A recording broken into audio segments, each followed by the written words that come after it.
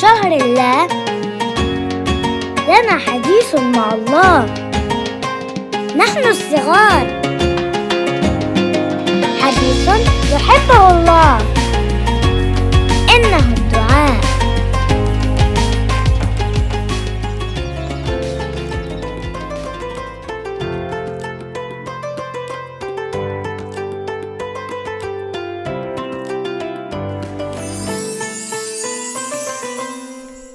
دعاء اليوم الرابع.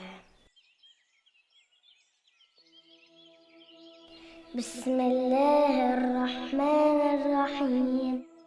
اللهم صل على محمد وآل محمد.